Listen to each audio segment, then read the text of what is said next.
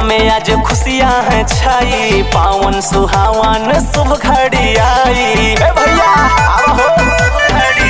हाँ, बच्ची माझा में आज खुशियाँ हैं छाई, पावन सुहावन शुभ घड़ी आई। लगे न केहू के नजर ये भैया, राधा किशन जस जोड़ के। लगे न केहू के नजर ये भैया, राधा किशन जस जोड़ के। दिनेश भैया आज दूल्हा बने हो, नाचब कमरिया तोड़ के। दिनेश भैया जी दूल्हा बने हैं, नाचब कमरिया तोड़ के। तोड़ के नाचब कमरिया तोड़ के।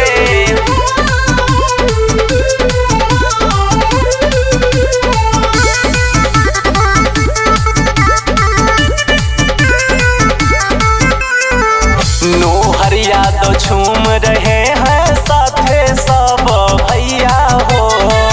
मामा मनोज खूब लूटावत है रुपैया हो। लूटावत है रुपैया। हाय हाय नोहर यादव झूम रहे हैं साथे सब भैया हो। मामा मनोज यादव लूटावे रुपैया हो। केहू न बोली आजू के दिनवा, लाज शरम सब छोड़ के। केहू न बोली आजू के दिनवा, लाज शरम सब छोड़ के।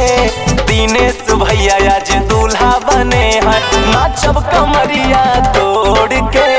दिनेश भैया जी दूल्हा बने हैं, नाचब कमरिया तोड़ के। नाचब कमरिया तोड़ के। तोड़ के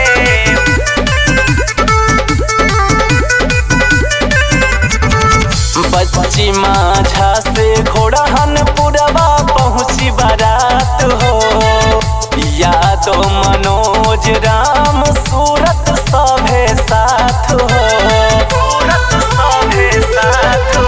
भैया बच्ची माझा से घोड़ाहन पुरवा आई बारात हो। यादव राम सूरत मनोज सभे साथ हो। चारों तरफ धुआं धुआं किए हैं बम पटाखा फोड़ के। चारों तरफ धुआं धुआं किए हैं बम पटाखा फोड़ के। दिनेश भैया आज दूल्हा बने हैं, नाचब कमरिया तोड़ के। दिनेश भैया जी दूल्हा बने हैं, नाचब कमरिया तोड़